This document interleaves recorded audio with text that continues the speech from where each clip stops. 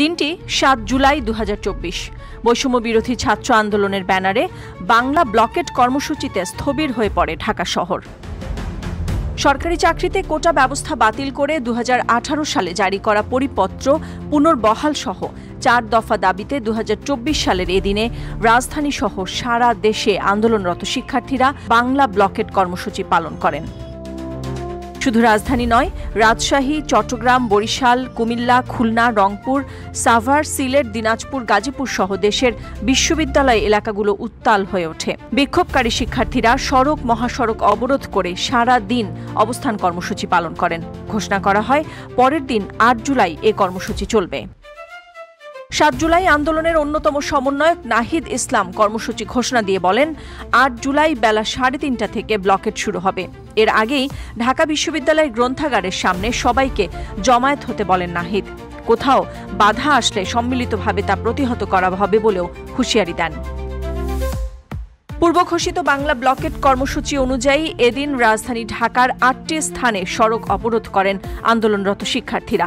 কেন্দ্রীয়ভাবে শাহবাগ মোড় অবরোধ করা হয়। এছাড়া Science Laboratory, New Market, Nilkhet, Chankharpul ও আগারগাঁওয়ে সড়ক অবরোধ করেন শিক্ষার্থীরা। বৈষম্য বিরোধী ছাত্রদের ঠেকাতে এদিন মাঠে নামে ছাত্রলীগ। রাজধানীর বিভিন্ন স্থান থেকে ছাত্রলীগের কর্মী সমর্থকরা এদিন শাহবাগ মোড়, বিশ্ববিদ্যালয়ের সেন্ট্রাল লাইব্রেরি ও টিএসসিতে মোড়ে মোড়ে অবস্থান নেয়। সাধারণ শিক্ষার্থীদের সংখ্যা বাড়ার সাথে সাথে নিজেদের অবস্থান থেকে সরে যেতে বাধ্য হয় ছাত্রলীগের কর্মী সমর্থকরা। বাংলা ব্লকেট কর্মসূচির অংশ নিতে বেলা ২:৩০টার পর বিভিন্ন আবাসিক হল ও বিভাগের শিক্ষার্থীরা খণ্ড খণ্ড মিছিল নিয়ে ঢাকা বিশ্ববিদ্যালয়ের কেন্দ্রীয় গ্রন্থাগারের সামনে জড়ো হতে থাকেন। বেলা ৩:৩০টার মধ্যে গ্রন্থাগারের সামনে কয়েক হাজার শিক্ষার্থী জড়ো হন। বেলা ৩:৩০টার দিকে শুরু হয় মিছিল ও স্লোগান। পরে বিভিন্ন সড়ক প্রদক্ষিণ শেষে বিকেল ৪টার দিকে শাহবাগ মোড় অবরোধ করেন কয়েক হাজার শিক্ষার্থী।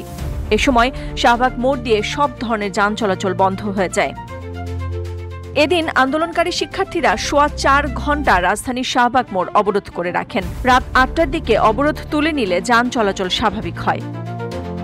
দাবি আদায় না হওয়া পর্যন্ত অবরোধ কর্মসূচি চলবে এবং ফার্মগেট পর্যন্ত অবরোধ করা হবে বলে ঘোষণা দেন ছাত্র আন্দোলনকারীরা। পরিস্থিতি নিয়ন্ত্রণে এদিন সন্ধ্যায় আন্দোলনের সমন্বয়ক নাহিদ ইসলাম, সার্জিস ইসলাম ও হাসনাত আবদুল্লাহর সঙ্গে আলোচনা করেন আইনশৃঙ্খলা বাহিনীর সদস্যরা। সকল গ্রেডে বৈষম্যমূলক কোটা বাতিলের ১ দফা দাবিতে এদিন সারা দেশে আন্দোলন ছড়িয়ে পড়ে। এ বিষয়ে সংসদে আইন পাশেরও দাবি জানান শিক্ষার্থীরা। পরের দিনে একই কর্মসূচির ঘোষণা দিয়ে ৭ তারিখের আন্দোলন শেষ করলে সড়কের পরিস্থিতি স্বাভাবিক হয়। নাদিরা জাহান, নিউজ ডেস্ক, সারা বাংলা।